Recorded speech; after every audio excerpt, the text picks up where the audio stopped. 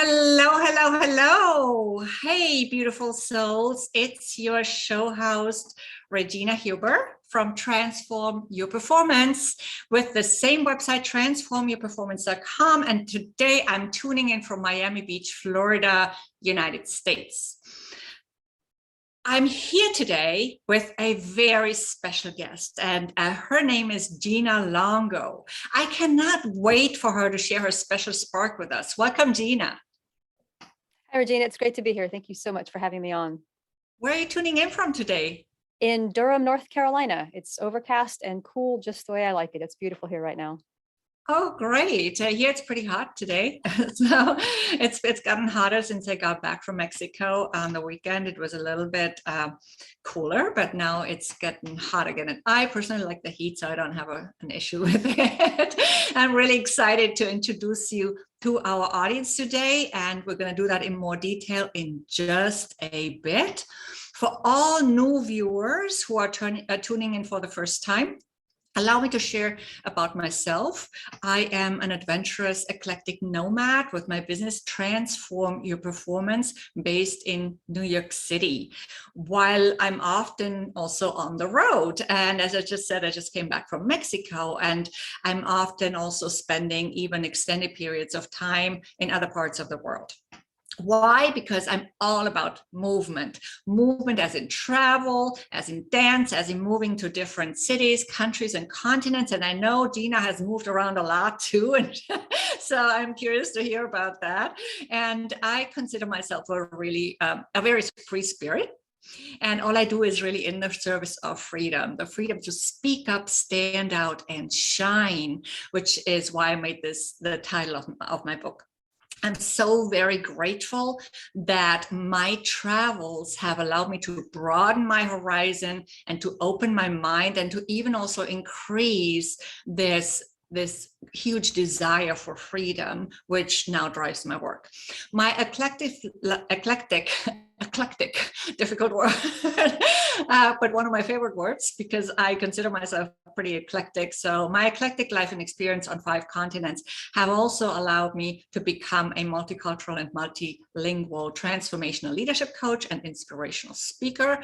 And because I have seen such a multitude of sparkling brilliance in women all over the world, I have made it my mission for this show and for all its episodes to inspire you to ignite a fire wherever you go, wherever your path leads you along in this life, to really move up the light dimmer control wherever you are so people can see you and so you can shine your brightest light and increase your influence and impact. And in this way, also influence and impact your income, which all of this together then allows you to live a more fulfilled life. Welcome again to your show, What's Your Spark? What's Your Spark is all about how you can show up more powerfully in business and in leadership and sparkle your unique leader brilliance out to the world. Beam like a dazzling star with it. Shine with such a bright light and spark that people have to put on their sunglasses when they look at you. And today's episode is still under the current umbrella of leadership, and I'm going to do a lot more episodes on leadership.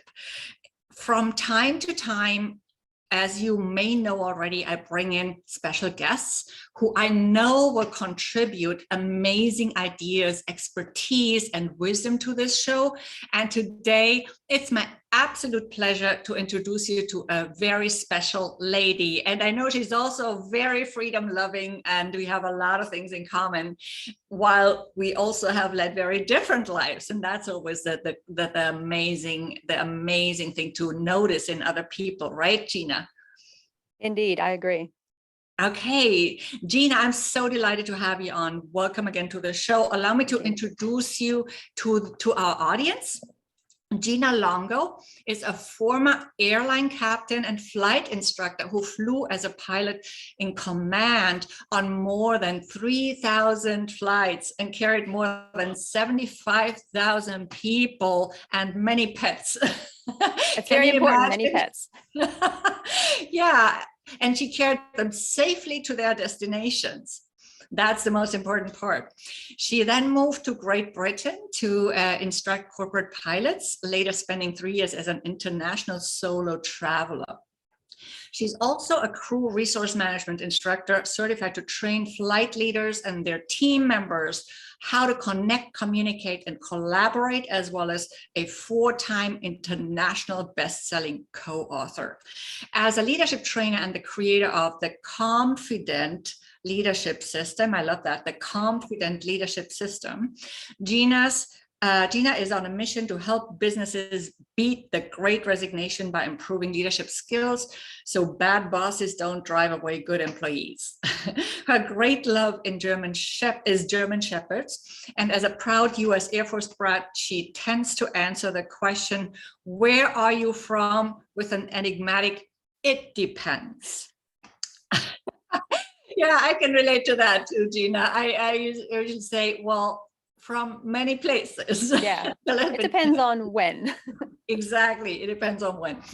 Yes, and we become a conglomerate, or well, it's maybe not the nicest word, but we become a combination of all the different influences, and we of course, as we move along, you know, on this earth and move around, what we really want to do is pick up the best and leave the rest. I like to say, right? So her website is ginamlongo.com, and also she has a second website, which is brittainunleashed.co. Okay. Oh, no, it's brittainunleashed.com. I must have misspelled that. Sorry. Oh, I maybe I copied it wrong. You know, that's a possibility too. But it made a lot of sense to me because it was in Britain, right? So, yeah. No, it's brittainunleashed.com. That's my, I'm sure that's my fault. Important to know, important to remember, viewers. Okay. All right. So my first question is a question that I like to ask a lot of people, and especially women. What's your special spark? This might come as maybe not as much of a surprise to, I actually kind of agonized over this because I thought she's going to want to hear something big, huge, world-changing, gigantic. I want to save the world. And I do, but I want to do it in a very specific way. Mm-hmm. My number one thing that I love, you already kind of alluded to it when you gave my bio, is German Shepherds. So my biggest passion is to help save homeless German Shepherds and future homeless German Shepherds, and to change the human attitudes and perceptions and behaviors. So the attitudes, perceptions, and behaviors that cause these shepherds to be homeless in the first place, or worse, to be put down. And I am happy to expand on this because this is something I'm absolutely passionate about. My dogs, my 2 German Shepherds that I traveled for 3 years in the UK with, I moved them from the US over to the UK. They were both rescues. I got one straight from a shelter, my boy Jerry Lee from a shelter, and my girl from a rescue. I actually pulled her from the shelter for the rescue. And both of them were in imminent danger of being put down. They were both going to be put down because they had behavioral issues. Now, they had behavioral issues that just need training to fix. There was nothing wrong with these dogs, but they had either been surrendered or picked up as strays, and I'm not sure which, because whoever had them couldn't handle them. And they were young, they're about a year each. And because of those dogs, this is kind of getting into the next part that I'll talk about, but because of those dogs and what they did for me, that's why I'm passionate about German Shepherds now. One of the big perceptions that people have about Shepherds is that they're all big, scary military working dogs, or they're police dogs. No, they're not. They're amazing pets. They're the best travel companions, and they are incredible buddies. And they think they're lap dogs. My German Shepherds were 90-pound lap dogs. So yeah, I want to change the perceptions about that, because it's sad if you go on the rescues, you see how many of these dogs are there through no fault of their own. And part of the attitudes and perceptions that I would love to change that people have that cause these amazing dogs to end up homeless or worse, is that people look, when they're looking for a dog, they look at how cute these puppies are. Like, oh, that's a beautiful, there's nothing cuter than a German Shepherd puppy. They look at these beautiful puppies and they don't research the breed. They don't research the needs, its traits, its abilities. And they just think, I'm going to get this cute little puppy and I'm just going to treat like, and then all of a sudden they have a year-old German Shepherd who's a big dog and they haven't trained it. They haven't taken the time. And so now they've got this very intelligent, athletic, energetic, smart dog that they don't know how to control. And so they ship it off to a shelter, or they ship it off to a rescue.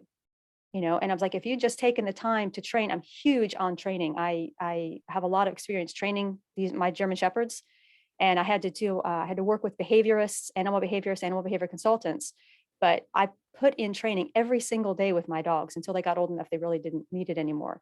And a lot of people aren't willing to do that. But if you have a dog like a Shepherd, like a Malinois, like a Husky, any of these big, strong working dogs, you have got to be willing to put in the time and the effort. And this is, you can tell I'm like passionate about this. This is like my You thing. are. Yes, Yeah. And they've got to be willing to put in the time and the training. And if they would just do that, research the breed, maybe a Shepherd isn't the right dog for you. Yeah, they're most beautiful things ever, but maybe they're not the right dog for you. And so they end up getting rid of them. And these amazing dogs end up homeless or, put down. And some of the other issues that you see, perceptions and attitudes and behaviors that I would love to change, and this is something, again, that I want to work toward, and I'll get to how I'm going to do that later, is breed-specific legislation. I don't know if you are aware of this, but there are a lot of places where you can't have a German Shepherd. You can't have a Husky or a Malamute or even a Great Dane. Obviously, pit bulls are on that list as well. But housing restrictions, especially the last couple of years, have been a real problem because people have been losing their homes. And if they have, yeah, they've been losing their homes. And if they try to move into apartments or alternate housing, they have to leave their dogs behind. They have to give their dogs up because they can't take these specific breeds. And German Shepherds is one of the breeds that's usually on that list. They can't take them with them. And I was talking to my sister, who is a physical therapist. She's a doctor of physical therapy. And she also has this same passion, not specifically for German Shepherds, but for dogs in particular. And she pointed out something to me that I hadn't thought of, is that people who are going into care homes or hospital, or maybe like a shelter, like a homeless shelter, or a shelter like for abused women, a lot of times women, and this is specifically for the women, will stay in abusive relationships because they don't want to leave their pets, because they can't take their pets with them to the shelter. And that's especially true if you have big dogs like a Shepherd. So one other thing that I'd love to change people's attitudes and behaviors and perceptions is allowing, people to take their animals with them. I don't know if you remember, I forget which hurricane it was. It might have been Katrina, but I'm not sure, where people left their pets behind while they were evacuating because none of the shelters that they were going to would take their pets. And I think that's changing, but and it's especially a problem with big dogs like Shepherds. So these are things that I would love to change. And one of the ways that I would love to help Shepherds, as is obviously my biggest passion here, is to help the rescues who are helping people find their beloved pets, and then help specific charities. There are charities, I know in this country, in the United States, that will pull working dogs like German Shepherds, like Belgian Malinois, out of rescue situations. They'll pull them out of shelters, they'll pull them out of rescues, and they'll train them to be service dogs for veterans, to help them with PTSD, to help them get around or whatever. And they'll also train them, if they have the right personality, the right temperament, to be police dogs, canines. So these charities pull rescue, they save the dogs. They don't use bred dogs. They save the dogs, and they train them to help veterans, and they train them to help, to be canine officers. And this is something I love to be part of that. So that's awesome. Well, that's my spark. You taught me a few new things that I was not aware of. So I'm really grateful for that, and wonderful leadership on that front. Congratulations. So I actually grew up in a tiny little village. Some of you have heard that story. And one of our neighbors had a German Shepherd. Oh. And he would pick me up every single day because I would go to school. There were no school buses to my school after the 4th grade. So it wasn't very far, but in the summer I would go by bike, but that's not always possible. So they would pick me up in the morning and take me because their kids were attending the same school. So he would pick me up with that dog, and he would come running toward me, and he was so big he would almost run me over, but lovingly, so I have very dear memories. And I personally love dogs. I have taken care of so many dogs in the past few months for other people, just because I wanted to. Also, my friends, my ex-neighbor's dog, who I totally am in love with. He's not a German Shepherd, but also a big one. He's a golden, but they're so amazing, and I can just see how much good they do for people who suffer from psychological, problems or or just anything that we could suffer from as humans. They are wonderful companions. They give us great company, and it's just done so much good for me too. It Yeah, wasn't just a one-side favor. So a one-sided favor, it goes in both directions. it So does. yes, and I'm also sure that it also has to do with some other leadership aspects that I'm curious to hear about Yeah. in just a little bit. But first of all, oh, and one other thing I wanted to mention is I was just in Tulum, and I've been, of course, to Mexico before and other places, and I was even backpacking in Mexico many years ago. And but what I found so interesting is there's so many stray dogs. Yeah. They're so interesting to observe because they would just patiently wait on the street until somebody throws them some food, and they'd be so peaceful. It was an amazing thing. I mean, not that I would like them to be not as skinny, and all of that, but it was just an interesting experience on how patient these dogs were. I was just amazed. I had never observed that in that way. So that was an interesting experience, and hopefully, more people will take them with them and really care for them better, right? Yeah. But how did you find this spark? Okay. Can I just go back real quick? I'll answer that in a second. Sure. Real quick to the leadership. When I talked about training and how important it is to train, that is all about leadership. I mean, there's sort of a misconception that you need to be the alpha dog or dominate your dog. That's actually been completely debunked, but you do need to be the leader.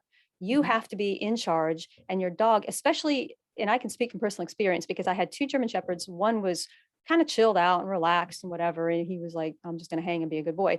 And Holly, my girl, she needed a strong leader. She needed someone who would say, Holly, you can't do this, in a very, in a positive training. I only do positive training, positive reinforcement.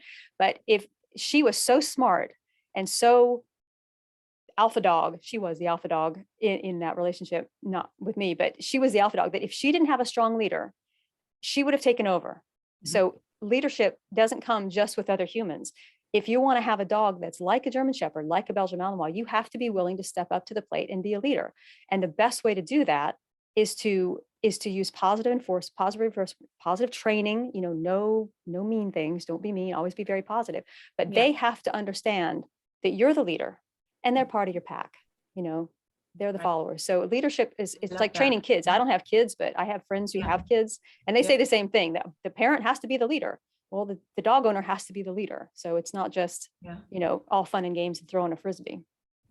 You asked me, how did I find the spark? Yeah.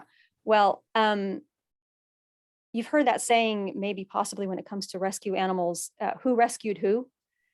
Maybe you've heard that. Yes. I can see that too. Exactly. I saved my dogs one time. Okay. I saved them from the shelter, from the rescue. They saved my life many times over. They were there for me when my entire world fell apart. They were there for me when I lost my home, my job, my work visa in the UK. The reason we spent 3 years on the road was because I lost my job. Recession hit and I was out of work. I couldn't afford to stay in the house that I'd cleaned out my retirement savings in the US to buy in the UK. They were there for me, literally saved my life, those dogs. Because if it hadn't been for them, I would have had no reason to carry on. But I was like, what am I going to do? Got to have a house for these guys, because I couldn't afford my house. So I rented out my house and I bought a caravan and the world's worst Jeep. And so the 3 of us spent 3 years traveling.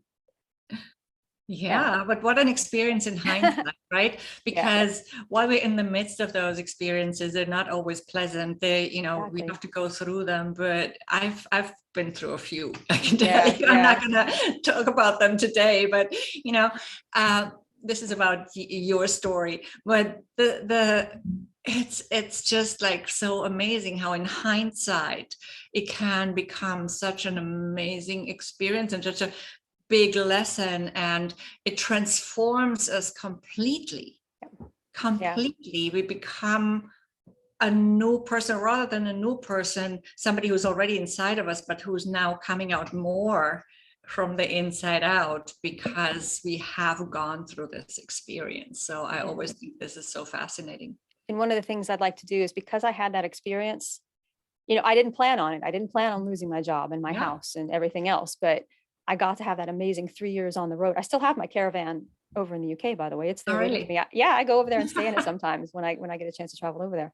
But I want to have other people be able to experience that same kind of thing. Now, not everybody can take 3 years off and just hit the road, but it was such a like freedom. It was such a freeing Yeah. experience. I am like you, Regina. I am all Yeah. about freedom and being able to just take your dogs on the road anywhere you want to go. That's the best way to travel, in my opinion. Right. Yeah, that's wonderful. Wonderful. Actually, one of the reasons why I haven't had a dog is because I travel so much. But now that you're telling me all this, Get a but dog. also it is true that I travel by air a lot Yeah. usually, and Africa is one of my favorite. The African continent, I should say, Mhm. is one of my favorite destinations these days. So it's just a lot also for a dog to Yeah. travel in that way, and it's a bit Yeah. draining and stressful. So yes, and I of course, if I want to have a pet, I want to be really responsible and give them the best home and the Yep. best experience as well. Okay, so what's the impact? Well, you've already shared a lot about that, but if you had to add on anything to it, what's the impact you're making through this spark? Okay. I can answer that question in 3 quotes and a theory. You ready? Cool. Yes. Okay. The first quote is from, you may have heard it, it's from Zig Ziglar, and I'm going to read it so I get it right. It is, "You can get everything in life you want if you will just help enough other people get what they want." I'm sure you've heard that before. Yes. The second quote that I love is from, I forget the name of the song, but it's from Steve Winwood. And the quote is, I think it's the name of the song, "While you see a chance, take it." Yeah. And I've spent most of my adult life taking those kind of chances. I went to flight school on a whim. I flipped a coin between law school and flight school, and I went to flight school.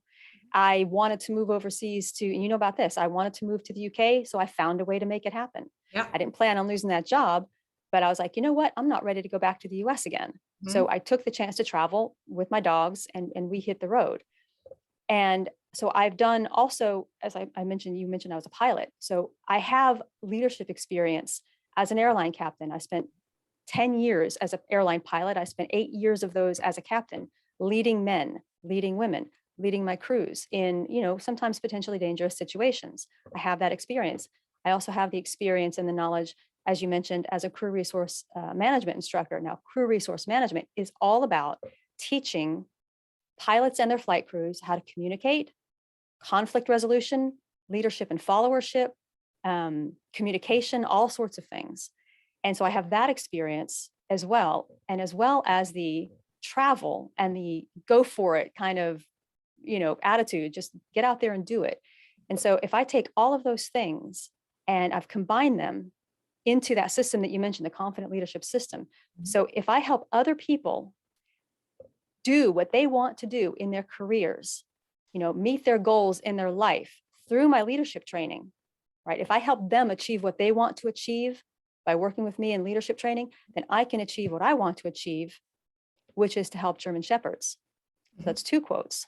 The theory I mentioned is the butterfly effect. I'm sure you've heard that, where, a Yes. butterfly flaps its wings in Mexico and a hurricane happens in Texas. If I can help the rescues and the charities, even on a small scale, save some GSD, save some shepherds, then these shepherds can go on and do what mine did for me. They can help maybe a woman who's lost everything to not feel so despairing. They can help save a homeless veteran who might otherwise die by suicide. Mhm. That's a huge problem. So Yeah. if I help these rescues and charities save German Shepherds, then maybe they can go on to save lives. They can help maybe save a police officer who's in a dangerous situation. So a small scale effect on my end could hopefully butterfly effect to a bigger scale. And then the third quote I mentioned, I'm not Jewish, but I love this quote from the Talmud. It's, "Whoever saves a single life is as if one saves the entire world." Mhm. So by helping people achieve their life and career goals through my leadership training, I can then achieve my goal of saving the world one German Shepherd at a time.